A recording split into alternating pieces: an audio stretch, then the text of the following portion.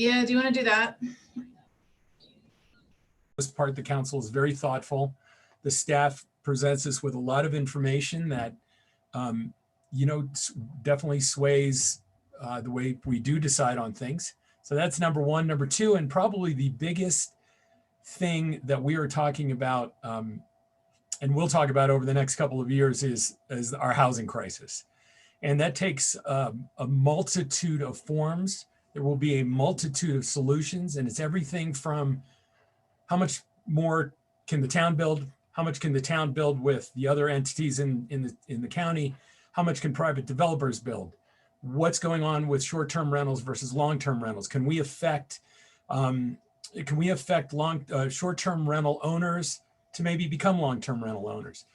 Do we need to increase our compliance so that people that live in neighborhoods that have found themselves surrounded with short-term rentals can enjoy their lives in their neighborhood? So there's so many things with this. I know we sort of spun down a rabbit hole of short-term rentals, and it seemed like that's all we were talking about. But this is a broader discussion about housing and how we can house more people in the community, because really when you stand back and look at the issue is not even necessarily an economic one, although it is. The main issue is keeping the vibrancy and the soul of our community living in our community. And that's, I think, really important to everybody, no matter where you are in this discussion. Being able to, go downtown and get a cup of coffee and know the people that are there and know people that are your neighbors, that's what makes Breckenridge special. We got a great letter yesterday from a resident that said she had moved to Vail in the late 70s, and already Vail had really lost that connection between its citizens, which I feel that Breckenridge still has. It's not too late to work on this. It's not too late to save. So I'll stop there. We have two questions in the queue right now. First one is from a guy named John. He says, can Trail of Tears be renamed? Seems like a terribly insensitive name. John, just so you know, the Trail of Tears was named that because some locals built that trail in honor of a gentleman named Chris Etheridge, who was a local bike shop owner, who then became a firefighter, who was then killed in an auto accident while he was on his bike. He was killed by a woman in Denver. And at the time, the people that named that trail thought the Trail of Tears was really what it was for them.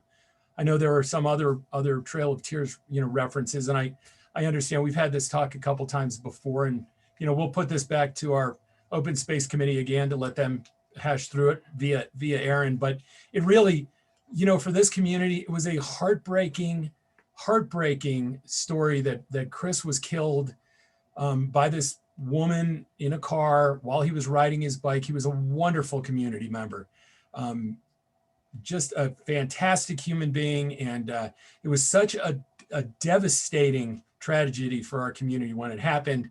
That's where the name comes from. So with that, the next one is from our buddy Hal. Unlike the past in-person Coffee Talk, we can't see who public is here. Any way we can at least share how many of the public are attending the session? Hal, right now, outside of the 9 panelists, there are 27 attendees. So that's where we are. Actually, Eric, my screen we're up to 38. People keep showing up. That's great. And it's good to see that Kelly Owen is not Rick Holman anymore. Yes, for a change. All right, let's see, done. What else we got going on? All right, well, until I get some more questions coming in, let's get on something totally different for a bit. Yeah, go ahead, Rick. I just want to let those listening, give them kind of an update on where we're at with, with COVID. And oh, thank you. Yeah, we went, obviously, this is a really big step for our community going to level green this week, and that's removed all of our 6-foot distancing protocols for physical distancing, and most of the outside mask wearing. The only time they really require an outside mask is if you're within that 6 feet of somebody that's not a family member for a period longer than 15 minutes or in a setting with other people. outdoors, but most of the time you don't need it outdoors. We still are requiring it in public, indoors in places that are accessible by the public. So any of our retail restaurants, et cetera, any office buildings, the front part of which are accessible by public. Certainly our town rec center facilities, we're requiring mask wearing in there. We have dropped all of the reservations for the rec center. So people can get, locker rooms are back open. People can go in at any time. That started on Wednesday, and we're still not open on Sundays. We have to staff back up for that, but we're shooting for 1st of June to be open 7 days a week at the rec center again. So, you know, I'll just add, you know, Eric, you talked about Walkable Maine a little bit earlier, and you know, we were starting to get information as a council and certainly as staff, and hearing that we thought we would be moving to level green sooner than later.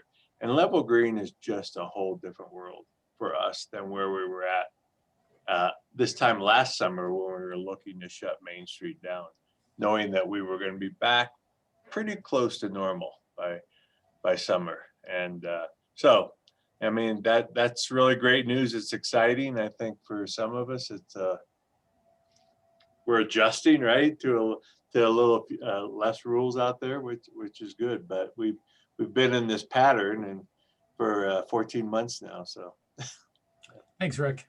All right, we have a question from progress report on the parking garage. It's looking great, from Alan Shapansky. We are on time. We're on budget. If you'll notice, they're starting to put the skin around it now. Most of the major concrete work is done. I know they're doing mechanical work. You know, it was a tough decision to pull the trigger on building the structure as we were going into COVID, worrying about everything that was going to happen with budgets and stuff. We did get great rates on our money. So we're really pretty excited right now that we're coming out of COVID. Parking structure will be done by the fall. And yeah, I'm pretty excited about it. Thanks for the question. It's a great amenity for the town. Let's see. John asked about updates on expansion of City Market or zoning for additional grocery store. You know, we haven't talked about this lately, John, mainly because we had so much to do during COVID. But, you know, just to remind everybody, the issue with City Market is really between the owner of City Market and the owner of King Soopers, and their discussions and negotiations around King Soopers expanding their footprint on that property. We as a council have not had any additional discussions about zoning.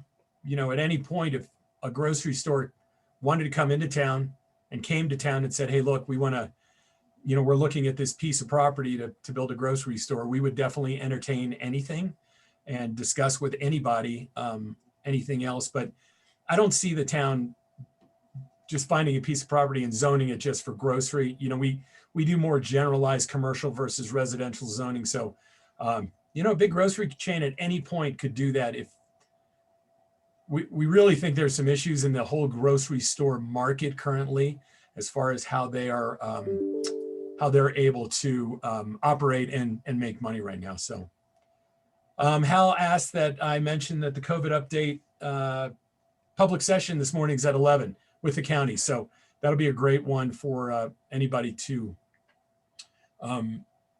jump in on and listen to. Will the Riverwalk Center have any events this summer? For instance, a symphony. Who wants to take this one? I'm not as skilled on this. I can from events, and maybe Shannon jump in if I'm wrong, but largely the NRO is proceeding with the normal center and getting events on the calendar. I am almost positive that they do have upcoming events scheduled in the Riverwalk, as well as the smaller events that they typically did. Like I know they just applied for a permit for one of those mini concerts in Main Street Station. So they will be having music events. Thanks, Carol. Dick. Yeah, Sorry, Go Carol. ahead, Kelly. no, go ahead, Dick.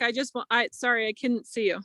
Oh, no worries. I I just also wanted to throw in, really exciting news. The BCA Breck Creative Arts in conjunction with Breck Music are bringing a live stream trailer to town. It's like a mobile stage with a really good top end sound system and a laser light and all this. I don't want to give away too much because I think it'll be very exciting when it comes out. But that's going to move all over town. So that Tamara, really drove that one. It was all funded with private funding. She went out and did a fundraising campaign, and there were some extremely generous donors that made that happen.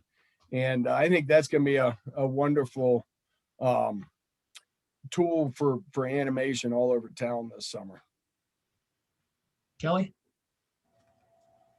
Yeah, great coverage, Dick. And then I just wanted to mention that the BCA is definitely going to be planning some events that, may have some capacity, will have some capacity depending on the public health order, but they'll be in the Riverwalk. And then we're also working with Breck Film to get the Speakeasy open again. So we are going to start having some exciting things going on in town again.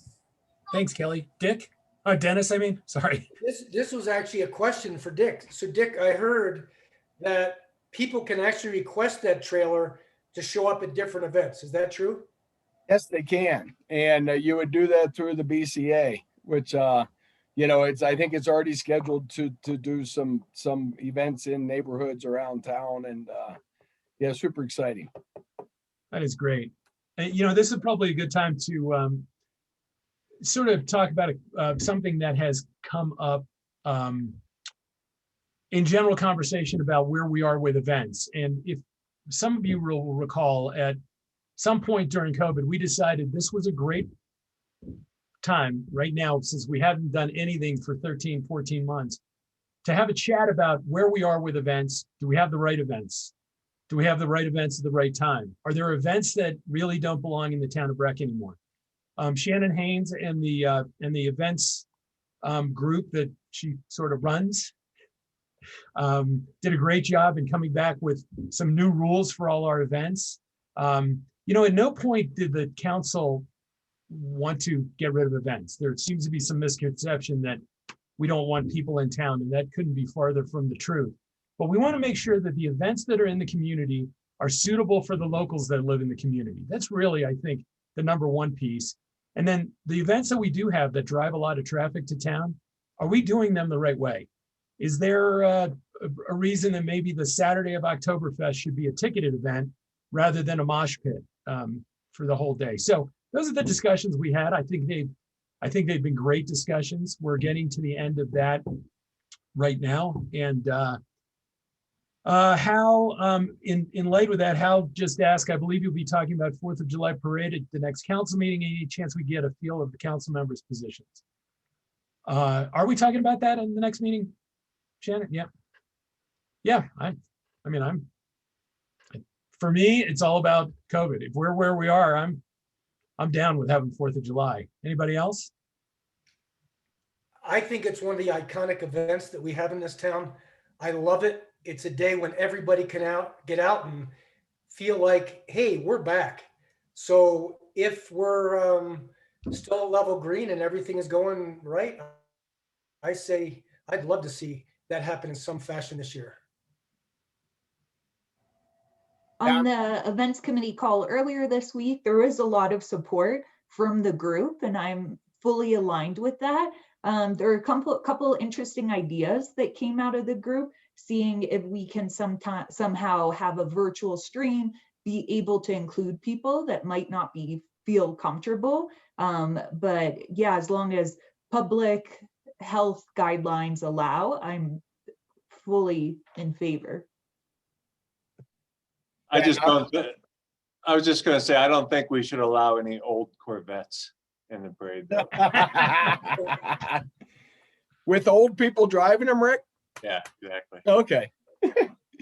I'm in full agreement with everything said. And just to add to your discussion on events, Eric, for those that don't know, we've been working on the the facilitation of our events and making them better and better and better and less impactful on citizens and town staff, et cetera, for years. And we're just continuing to refine the process.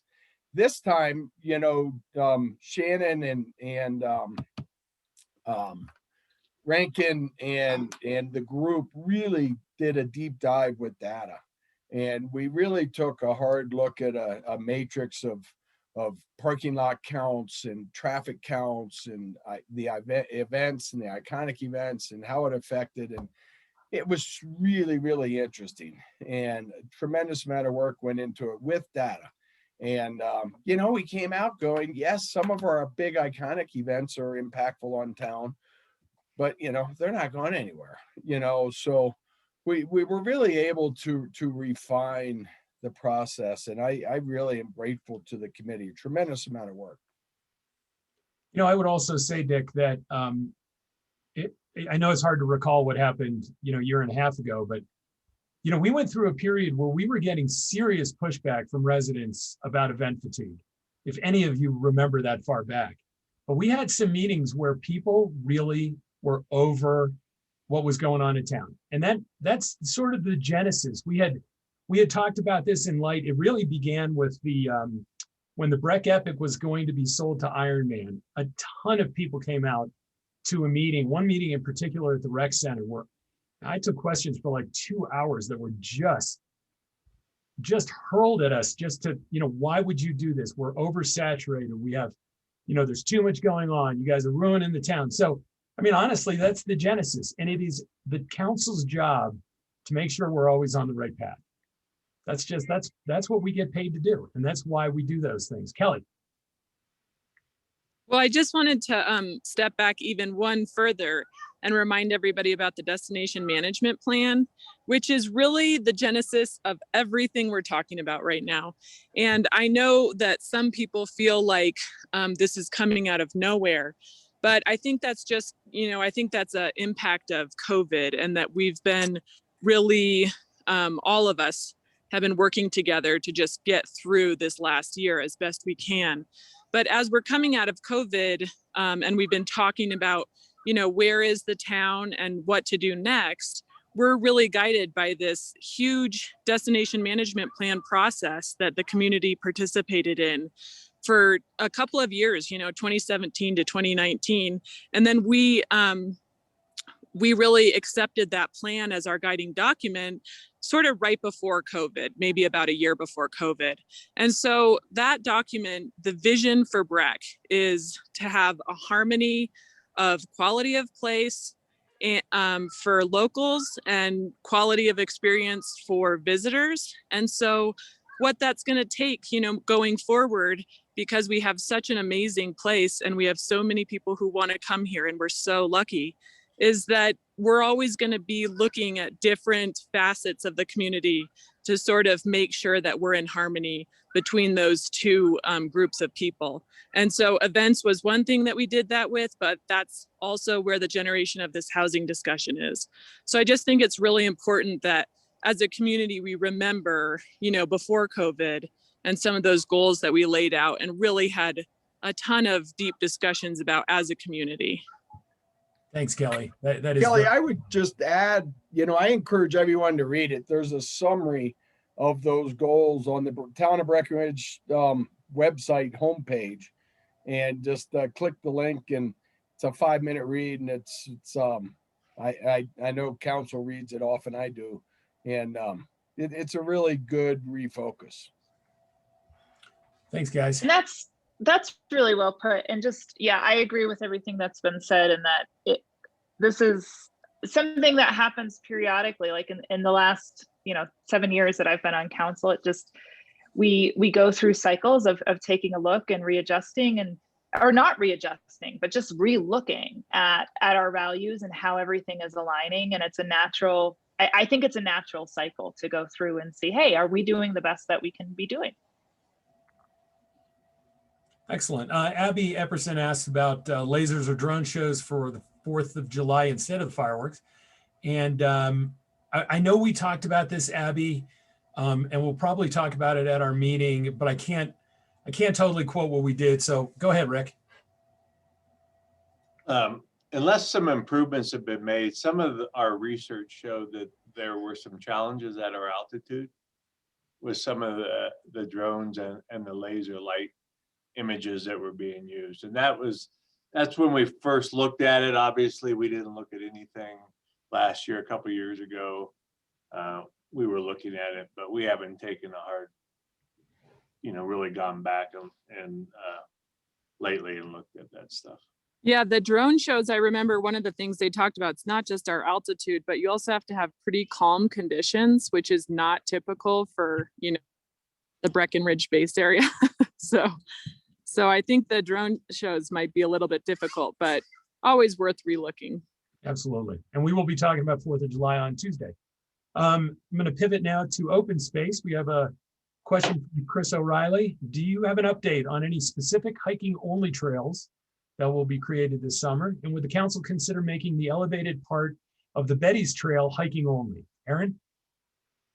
So I was just feverishly trying to look this up. I unfortunately was not at the last BOSAC meeting, but Jeffrey was, and he did debrief me on what was talked about. And I feel like there was another hiking only trail discussed. Unfortunately, I couldn't find, because the notes aren't up yet, so I wasn't able to see exactly where that was, but I can definitely take your feedback back to the Open Space Commission about that trail extension. And I do, if I remember correctly, there's a hiking only trail being considered taking off from the ice rink area is what I remember. Yeah, maybe that sounds familiar. Yeah, maybe I think that's what was discussed. I don't know if that's what the timeline is for that, but I think you're right, Carol. I think that's the one. Thank you. We can bring Scott over. Bring Scott in, and he can let you know. Okay. He's in the panelist. Thanks, Rick. Attendee group.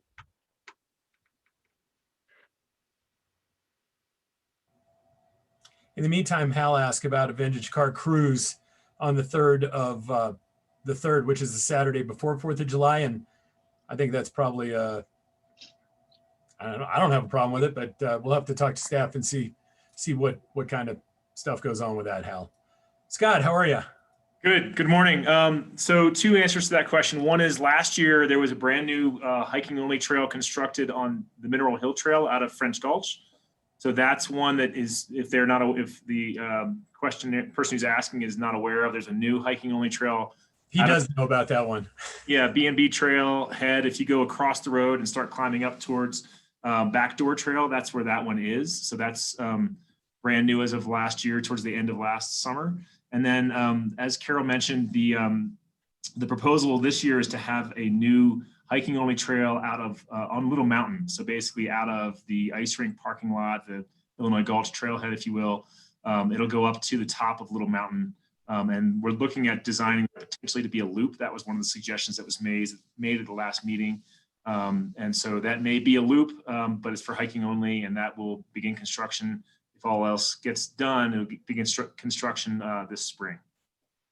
Thanks, Scott. Hey, Scott, do you have any other updates while we have your smiling face here this morning? And I don't have any other questions in the queue. Oh, there's one, but go ahead if you have any updates on rec center, rec programs, or open space. Rec programs are hopping. All of our summertime youth programs are really, really full. I mean, I shouldn't say they're all full, but they're very close to full. So there's a lot of interest in getting people outside and getting kids to do summer camps. We are really trying to ramp up our summer programs with regard to group fitness. So those group exercise classes are really ramping up as well. As you all covered a little earlier here at the rec center, a lot has changed as far as no more reservations, a lot more access. And we are going to open the sauna and the steam room and the indoor hot tub on Monday. Pretty much everything else is open, but for the slide at the pool, that'll also open Monday. We have some sort of operational issues to get those things up and running, hopefully again by Monday. So no, things are really opening up, and we're really excited to get more people in at the ice rink. The golf course is looking great. We're really excited. We're targeting the 21st to open the golf course, but we're keeping our fingers crossed. We might be able to open earlier. at a minimum opening a driving range. Tennis center is really, really busy. The ice rink, like I said, is doing really well. So we're things are really opening in a positive way for us, and staff is really excited to welcome folks in. Hey, Scott, I was in the rec center this morning. It's got a great feel to it. It feels like it's coming back, and thank you for all the hard work on that. Yeah, Scott, I echo that. I was at the ice rink this morning and it's same thing. I really appreciate staff's hard work. These changes are just these constant changes are hard, and really appreciate staff working hard on it to continue evolving at a rapid pace as the rules change. So thanks to you and your team. Yeah, likewise. I think the staff is very excited to get people in here and get rid of some of the sneeze guards, and the reservation system was a challenge for everyone, staff included on that. So yes, we're very eager to get more people in here and welcome into these facilities in a free form way. Hey, Scott, since we're in the Ask him down. Scott, since we're in the spring right now, with snow starting to melt and people itching to get out on the bike, what's the best way for people to find out what trails are dry and rideable before they head out the door? Good question. There are some, as you know, online forums. The Summit County Trail Conditions is maybe worth your time, depending on how much you want to wade through some of those questions that go around. But we do maintain a list of trails that are countywide that are dry currently. And that is under the Friends of Breckenridge Trails page. So you can either go to the town of Breckenridge and go under open space, or look up Friends of Breckenridge Trails. That is also something that we post on social media. So that will be that'll be useful for folks. I mean, at the moment, what I can tell you is that within town itself, the very beginning of Lower Flume is dry. River Trail is dry, and the rec path is always a good option as well. And then Betty's is another good option. But otherwise, I would say the peninsula. I was actually on the peninsula this morning, and it looks it's very dry. There are a couple snow patches in random spots, typical spots, and then all the Oro Grande, Tenderfoot. Most of Tenderfoot and all the stuff over by the dump are all good options for the moment. Give us a couple of weeks and we'll have more stuff within town limits. That's great, Scott. And these trails in town of Breck are a precious commodity of ours. So if you're going to go out and it's snowy, please don't walk around. Please don't braid the trails. These are your trails. So try to treat them with a little bit of love so that, we can use these into the future, not have to continuously dump money into them. So yeah, this is the time of year we get most of the damage that occurs on our trails. This is the time of year that it occurs. And then we spend the rest of the year trying to fix it and get it ready for the next year. So if people can hold off a little bit for the next few weeks until things really dry out, then that'll really save our staff and save the time and energy we put into these trails to maintain them. Thanks a lot, Scott. Scott, are the muddy meters being used? Yes, they are. I noticed. I know the one at BB, it was up and being utilized. It was being moved, and that is user directed. So if the users get on there and find that it's because it snowed last night and it's starting to melt, and it's a muddy mess, they can move that meter over to in bad shape, or if it gets better, they can move it to. So it's not us as staff adjusting where those things go. That's really user directed is the plan on those. But yes, those will be up. I'm going to make sure I haven't seen them myself, but I'm assuming that they're going to put them out over by, on the flumes where they come off of Highlands Drive, which is typically spots where we put them. Very cool. Thank you. Awesome. Scott, thanks for the update. Thank you. Okay, let's switch gears again. There's a question from Alan Shapansky about, please update progress on fiber optic, and let's see progress into the neighborhoods. Shannon, is this you? Sure. So I think we have about 60 signups that are waiting for the ground to thaw so that we can get into those. Obviously with COVID, we pulled back on a lot of our project. We did some backbone work, some extensions in to Main Street, and just some kind of cleanup stuff last year. I mean, we did a fair amount of work last year, but it was impacted by Allo's ability to travel. So we just couldn't make a lot of progress in 2020. This year, we are really excited to have a grant into DOLA to try to get fiber out north to Alta Verde. and to hit the workforce housing kind of all along the way between Valley Brook, Coin Valley, and then out to Alta Verde on McCain. So we have our fingers crossed. We're really hoping that that grant comes through, and we expect to hopefully bring something to council on the 25th to kind of lay out what we'd like to do with that particular part of the project, also trying to get to Pinewood 1 and 2, and to talk about what we might do for drops to new potential customers in 2021. Hopefully that answers your question. Thanks, Shannon. Okay, Iris asked, there's been a lot of discussion in the community surrounding the decision on walkable Main. While I was in favor of having it, I can respect the reasons behind this decision being made.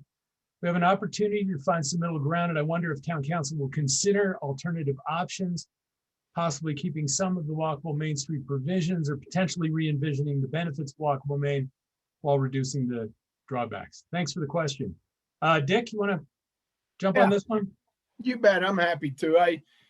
You're right. I mean, that was a really hard call, and I think Rick touched on it. I apologize. I was a little late. Got some projects going at my restaurants and had to line out some contractors. So, but it was a tough call. And we did look at the survey. We looked at a lot of things, and I think when the survey went out, we had no idea that we would be in green right now and at 100%. And so that certainly factored heavily. Staffing, with the town, it took 2,000 man hours last year to pull off walkable Main. That was tough. So tough call. I know the question wasn't exactly about our decision, but just to jump and toss some of that out. It was a hard call. Lots of things went into it, including the survey, but that was where we landed. So to the question, looking at other things, yes, Tuesday we're going to talk about businesses being able to use their private property to expand outdoor seating for restaurants and that kind of thing. And so we're going to discuss that and make some decisions on that Tuesday. We're also going to talk about signage and sign codes on Tuesday in terms of, do we continue to waive our sign code or do we start to scale it back? Maybe we try to wean back to where we were, where our codes are, that kind of thing. From a long-term standpoint, looking at what we learned from walkable Main and what we can do, I know there are a number of us on council, including myself, that really want to look at the river corridor, the river walk corridor throughout town. We are currently planning, we've got a contract out to plan this section from the new parking structure, into Main Street and that river corridor. I know we're going to have some discussion as there's a number of council folks that are interested in really looking at what some long-term planning might look to carry,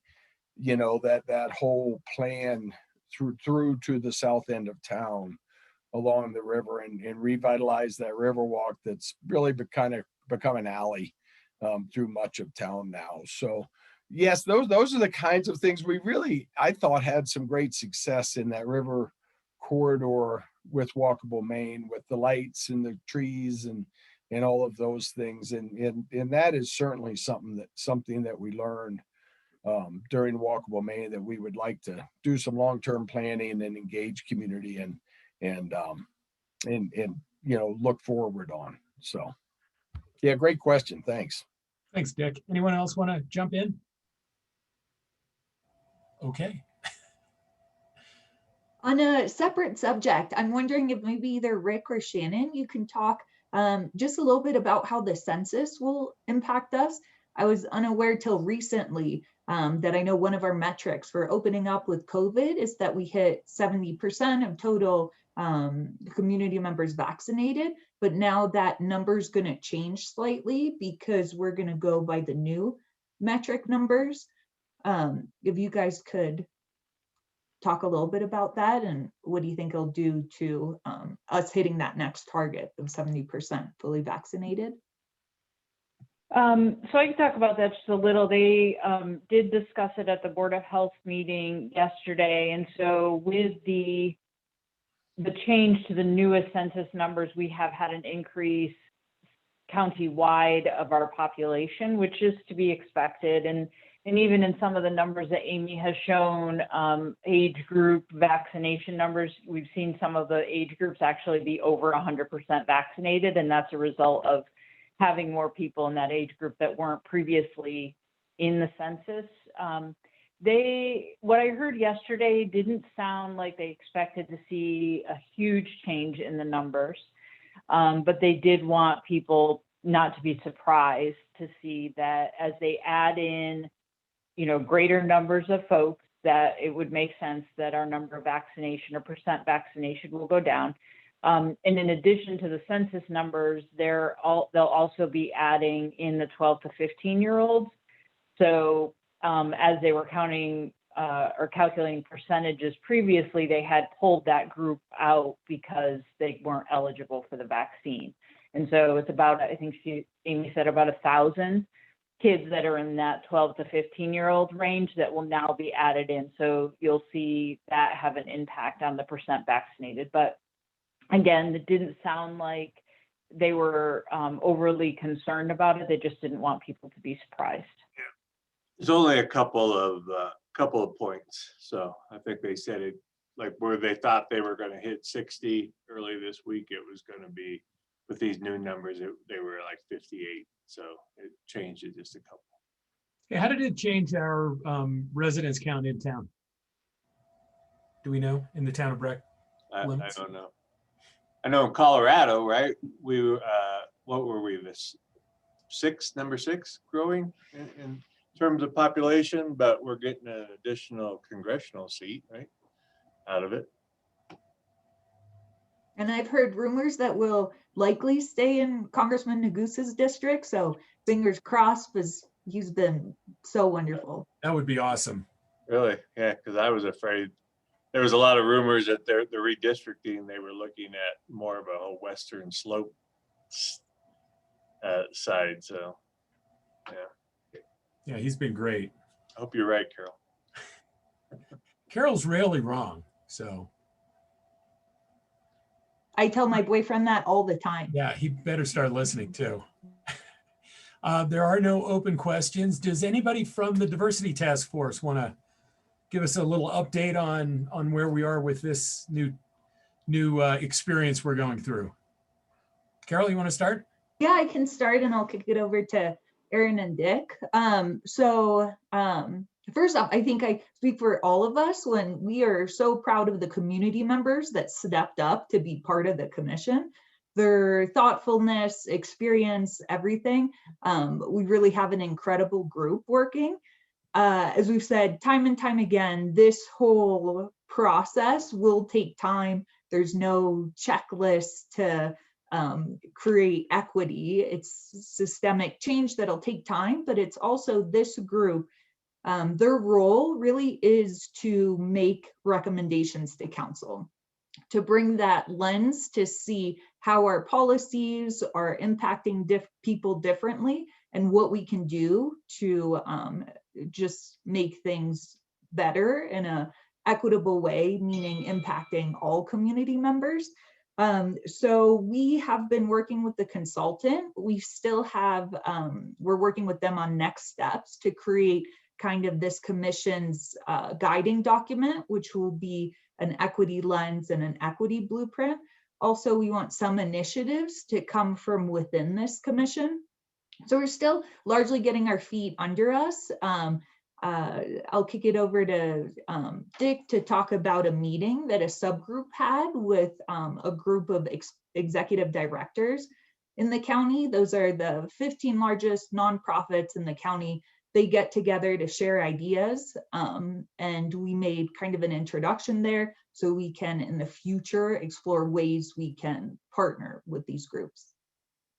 Yeah, that was really exciting. That I sat on it with two other members of the commission, and yeah, I mean it was Summit Foundation, FERC, Community Care Clinic. You know, really the many of the nonprofits that are so impactful in our community, and the executive directors get together once a month and share notes and really collaborate so that we're all pulling in the same direction in the community. But they're all very, very interested in equity and inclusion in our community. All of their programs see opportunities for improvement around those issues. So, I think there's still some perception in the community that, we're the most inclusive community around and there are no issues. And, there really are. And, the more we work and the more we look and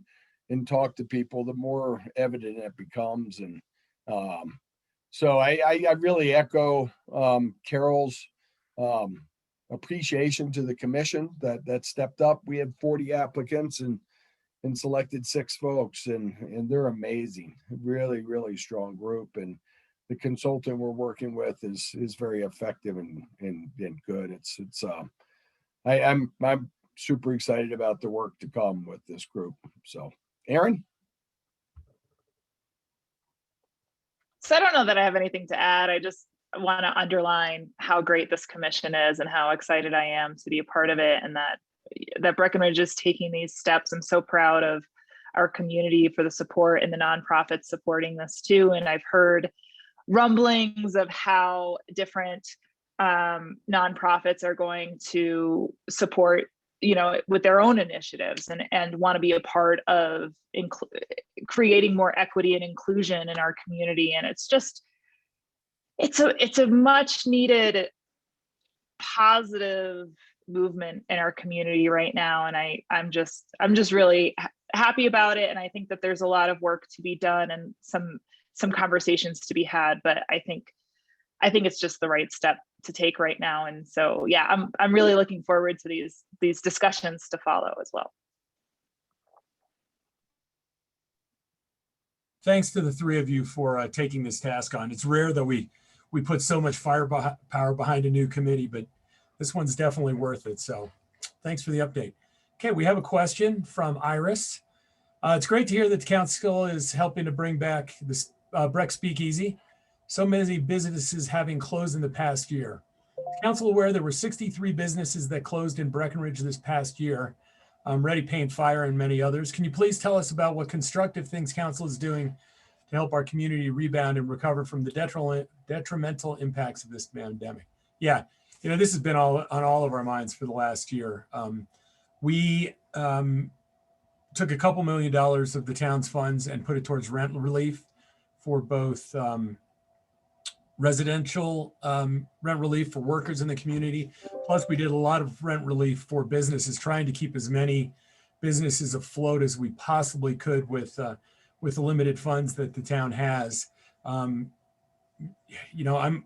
glad to be where we are right now. What we're hoping for is just getting back to normal. Having discussions with the BTO about bringing people back to town, and everything with that overarching safety of, are we out of COVID? Can we go back to these levels that we're accustomed to, with restaurant and retail and lodging now being back open to 100% with still masks indoors. I think we're definitely well on the way. I will tell you what I think our next crisis will be, though, moving into this summer, is help. We are in a real deficit of employees right now. And I think the thing that will hamper us more than anything else this summer is some people will not be able to fully open because of the help situation in town.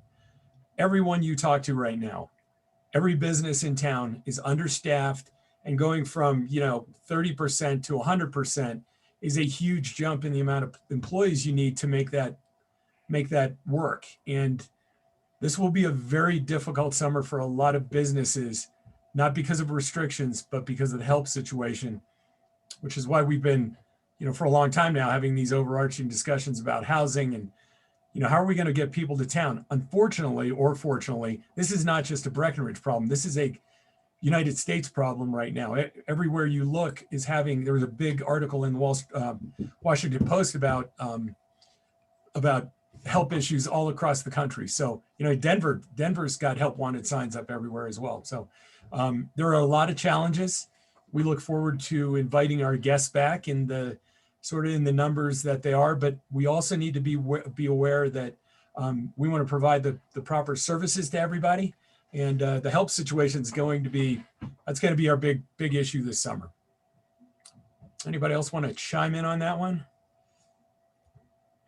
I'd like to. Carol and I did have a meeting with FERC yesterday. We wanted to understand their Housing Works program better because we think that might be a helpful, a little bit faster of a portion of the housing solution. So the Housing Works program really focuses on getting those properties that are appropriate for it, which, we've talked and everyone's well aware that not every property will come from short-term rental and go to long-term rental, but the property managers in our roundtable really encouraged us to look at where that does work. And FERC already has this program called Housing Works. And so we just met and we actually were lucky enough to get Tamara and a couple of people from the Summit Foundation to also attend that meeting. And we just talked about specifics and how to grow the program. And I think that we're going to continue meeting a few more times to really understand the ins and outs and also understand how many units we might be able to, or kind of a goal number of units to recapture into our long-term rental pool. And so, that is one of the things we know we're struggling with when we aren't having employees applying for jobs. Many of them aren't here because they're having a hard time finding housing. So the town is really trying to contribute to finding solutions for that issue on a number of levels. But that's one that we hope can be a little more immediate than we also have building projects, of course, underway, but those ones are certainly longer out. Thanks, Kelly. Iris added on to that. How about incentive subsidies for lodging owners who would be open to going with long-term rentals? That is definitely in the mix. We've talked about that quite a bit, to the point that we've gotten information from some companies that run long-term rental management, talking about that, whatever that delta number is between what you can make on a short-term on your property, what you can make on the long-term on your property, and how we can affect a transition on certain properties with some incentives, whether they're financial or, code-based or whatever, but that is definitely a big part of what we'd like to do. That's one of the, 5 or 6 main things we'd like to hit right away, because it's sort of easy for us to do once we have the correct information to make sure that would be successful. It works with this Housing Works program that FERC runs, and we'd like to do something here also on a little less basis, where we can say, look, we'll help you out with this fee if you can give us 12 months or 6 months. But that's something we've definitely been talking about. Great question. Thank you very much.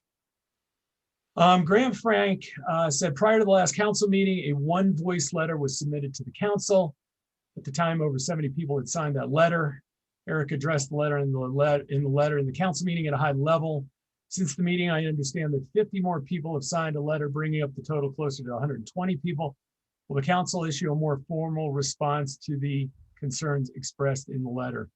Honestly, Graham, I had not planned on issuing a more formal response. I guess I could talk to the council on Tuesday about it and see if that's something they're willing to do. I felt that the 6 bullet points were incorrect in their summation of what we were doing. So I didn't feel that those were things that we needed to defend. So we'll have that discussion though. Thanks for the question. Hey, Eric. Yes, sir. I would argue that you have issued on a couple of occasions, and as part of this meeting, a more formal response.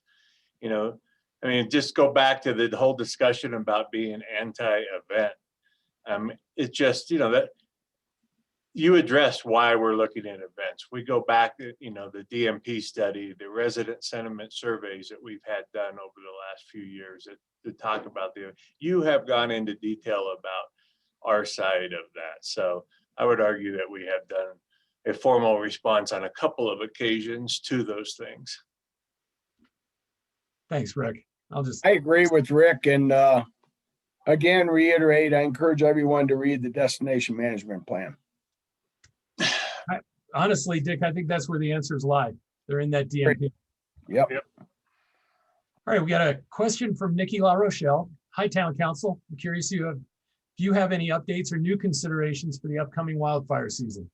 Also, it's so wonderful to see such a collaborative and passionate group of Town Council members. Thanks to you and the staff for all your hard work. Nikki, thank you so much for that. Yeah, you know what? We're all worried about wildfire season. Chief Keating at the Red, White, and Blue just sent us a note. He's really concerned about this first 120 days.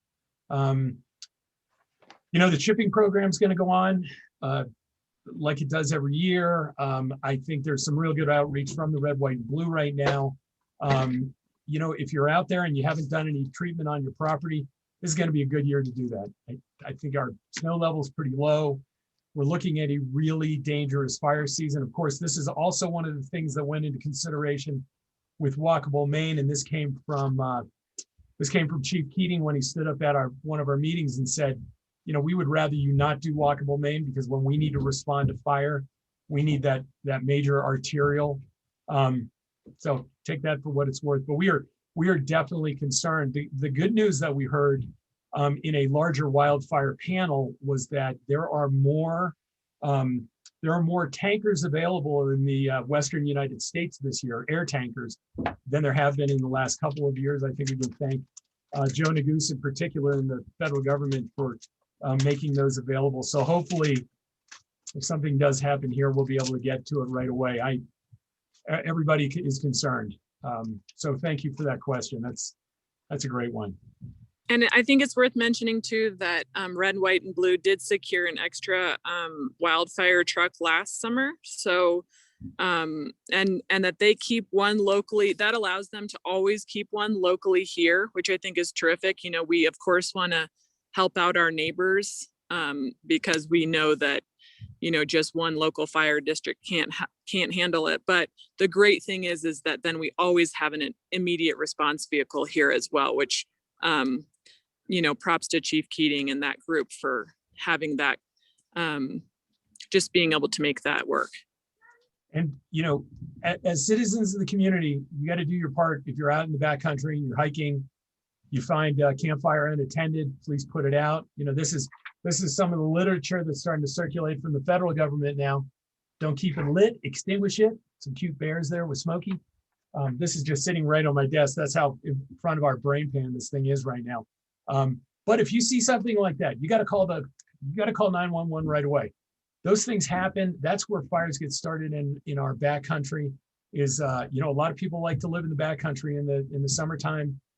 They don't necessarily do the right thing with their campfires, whether they are staying there illegally or whether they're just passing through. It's important if you're out in the backcountry and you see anything that you call it in right away. I know lightning strike is also an issue, but we all got to be vigilant this summer so we don't have a massive wildfire. Even a small wildfire really affects things. If you all remember the Peak 2 fire that in the end never really got too close to town, scared all of us to death. So yeah, stay vigilant. This is going to be a long 120 days for us. And I agree with everything said. I also point out, you know, we're fortunate to have such a collaborative group of organizations in towns with regards to forest health and some of the cutting we've been doing. Last summer, we did some projects and they'll continue, you know, in collaboration with the Forest Service, BLM, Breckenridge Open Space, and Summit County Open Space, you know, working with tracts of forest that cross over all of those jurisdictions. And, you know, that's kind of unusual. We're lucky to have people that can work together in our community that way. But we continue to, all of those organizations continue to work hard, working on fire, you know, cutting for fire breaks as well as for forest health. So a lot of effort, but boy, yeah, we do need to be vigilant and careful. It's never enough. There were a few of us this winter that stood at the top of Peak 8 and looked out over the valley of all the swaths that have appeared over the last 5 years.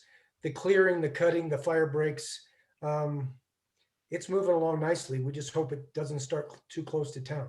Yep. If we do have a wildfire. All right, so we are almost at 10 o'clock. There is nothing else in the Q&A. Yeah, Rick. I'll make a couple of last minute Yeah, announcements. of course. So we're gonna have, next Tuesday, right? We'll have a normal council meeting. It'll be a typical virtual council meeting. There will be a special council meeting on the 18th, I believe. That will start at 8 a.m. in the morning. That is gonna be just for the council to start talking about housing and what our next steps are. You know, where we are today, what we've accomplished so far, what we have in the pipeline for new build, and then really starting to look at the 4 to 6 different strategies that we've kind of seen started to lay out there, and how we're going to move forward on those things. So we'll do that on the 18th. We're hoping to get the council to be able to meet in person for that second meeting in May. We're making some technology changes to the council chambers that will allow us to continue to do a hybrid model for a while. We expect that we will try to have a Zoom format for all council meetings well into the future to allow more people to engage with the council. That's going to probably be our new norm. So for the immediate near future, though, the council will be meeting together in person, and the public will be engaging via Zoom while we still have some restrictions on public spaces and what's required once we start allowing the public in. But we will still have the same opportunity for the public to engage and participate in those meetings as we're transitioning into that. Thanks, Rick. One last question from Iris. It's a two-parter. I'm going to read it all at once and then answer it. And it said, recently town council asked, what can be done to improve, repair the relationship between the elected members of the Breck Town Council and the community? You suggested attending this coffee with council. Thank you. But how does town council envision this? How can we get involved? Resources, FAQ, info, websites. I want to know what council's thoughts of bringing in new members with fresh perspectives to serve our community. What kind of opportunities are there for people to get involved? You know, there are a lot of opportunities. We have a number of boards and commissions that are directly the purview of the town council that we see people on. And we have new members on the council. You know, Carol is pretty new to this type of thing, as well as Kelly, where, you know, Aaron and Dick and myself have been rolling through this stuff for a little while now. But, you know, council definitely transitions in and out. You know, everybody's got a 2-term window. I would say the best thing to do is go to townofbreck.com website, start looking through some of the documents that run things. Things will definitely get easier as far as communication goes as we open up more, as we get to live meetings. This town council is always happy to answer your questions, either via email. So if you go to mayor@townofbreckenridge.com, or as you know, as we start walking around the streets more now that it's summer and nobody's wearing masks outside, feel free to come up to any of us and ask questions. That's generally how you get stuff done in a small town. People come to find me to ask questions. I have discussions all day, every day with citizens, whether on the phone or live, about what we're doing, how we can help. You know, I would honestly, the place I would start if I were you, Iris, is the destination management plan, and have a look at that first. That's on our website. It's got some great information about what the community thinks the direction of the town should be. And that's generally where we take a lot of our guidance. So those are just a couple of things. Feel free to reach out to us anytime, and keep your eye open as people go on and off those boards that we have: Planning Commission, Open Space, the Tourism Office, the BHA for History, the BCA for Creative Arts. There's so many opportunities in this town to get involved, and we really encourage everybody to get involved as much as they can. And Iris, I think the DMP, is the full doc just on the BTO site, or is that on our site too? Jana, do you know? Yeah, I posted a link to the webpage that's on our website in the chat. So that there's some great info in that full doc too, with with all the comments that people made. There's some really great stuff in there. So, Can I say one more thing? yeah, please. Iris, I'd love to meet with you if you want to email me at kowens@townofbreckenridge.com and we could meet. But also, I also encourage people to not just the Town of Breck's commissions and boards, but we have lots of boards for nonprofits all throughout the community that are always looking for help and resources and volunteering. And I think that's just a really important step to getting involved in this community, and we need it now more than ever. You know, we are definitely going through a transition in our community where some of those older folks who've been giving back for a long, long time have retired and moved out of the community. And the more people that can start giving back, that comes from the younger age groups, is just, it's what makes this community worth fighting for. And so I really encourage everybody to look at not just the Town of Breck commissions, but, you know, if you have a special skill or you're excited about something, reach out to childcare or FERC or Summit Foundation. So many organizations in town that you can get involved with. But I'd love to talk to you too. So I hope we can meet up. And Iris, just what Kelly said, pick something you're passionate about. There are so many things in this town to be passionate about. Pick the thing that works for you, get involved, and thank you just for what you've been contributing today. All right. And with that, we will wrap up Coffee Talk. I want to thank everybody for being here today, listening to us, asking great questions. Thanks to the council and the staff. And, you know, we're on the backside of the COVID thing. It has really turned all of our worlds upside down. I know it was a incredibly hard year, 14 months, what, 7.5 years of COVID we've been in, whatever it is. I want to thank everybody for sticking together, doing the right thing. I think as a community, I think we did a pretty good job of getting through this. I know it's been difficult. You know, Zoom is a great platform in a trying time, but it's just not a great platform for really connecting with each other. And we're really hoping that soon we can be face to face, so you can really see what people are thinking when they're talking to you. This is, believe me, running meetings like this has really been a challenge. But I want to thank everybody for getting us to where we are. It has been rough for all of us, I know. So thank you all, and have a wonderful weekend.